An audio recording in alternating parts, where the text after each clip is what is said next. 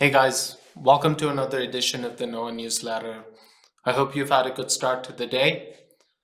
These are some of the key items from the last week that the editorial team at NOAA believes you should be aware of. Kicking off last week, everyone's eyes were focused on what the US response to the death of Supreme Court Justice Ruth Bader Ginsburg was going to be. If you know, right now, the Supreme Court bench is split 5-4 in terms of conservative and liberal judges, with Ginsburg, who passed away, being one of the four liberal judges.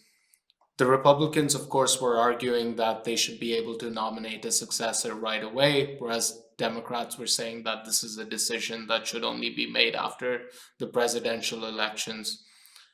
The Republican rationale for doing so seems obvious. It'll cement a majority that they already hold on the Supreme Court bench and tilt it further in their favor should it go through with a 6-3 majority now, whereas Democrats clearly want to preserve as close to a neutrality there as possible.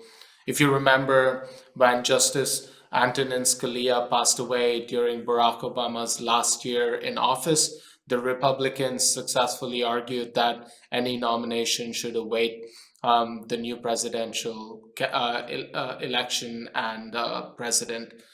Funnily enough, the Republicans are now not in favor of upholding the precedent that they only set 4 years ago.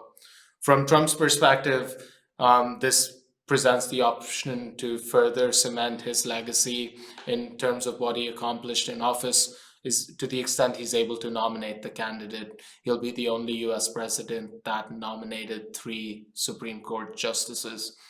We have a really interesting story that kicks off the discussion about the impact of Ginsburg, but following the weekend's developments, that the nominee is going to be Amy Coney Barrett. We've got another series in the pipeline that looks at her and the impact that she could have. The other big news story to kick off last week was the results of the FinCEN Files. It was an investigation by BuzzFeed News and the International Consortium of Investigative Journalists.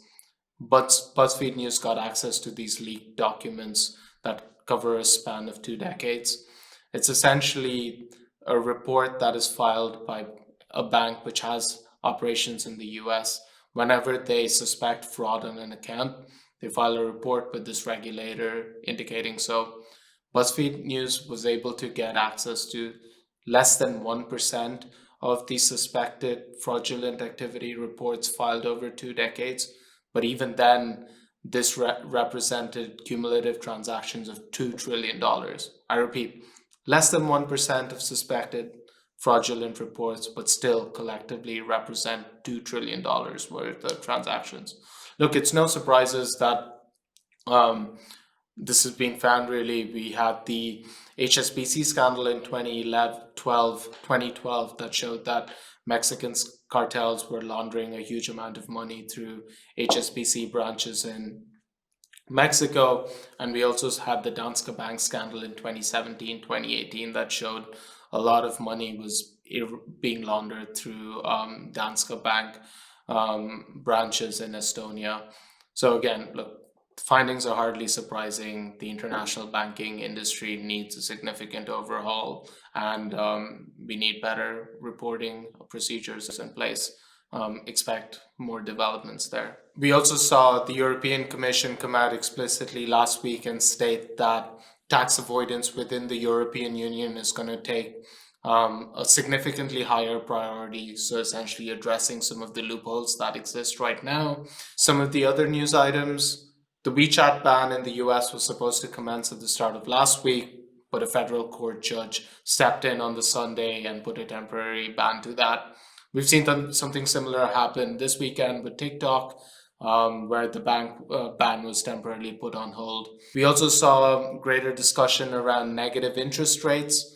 So for those of you aware, this is something that central banks in Japan and the European Union have trialed before, but the UK and US have quite strongly closed the door to because of the negative impact on the economy and on policymakers. Look, we hope you have a really enjoyable week ahead. Keep the comments and feedback coming, and then we'll see you next week.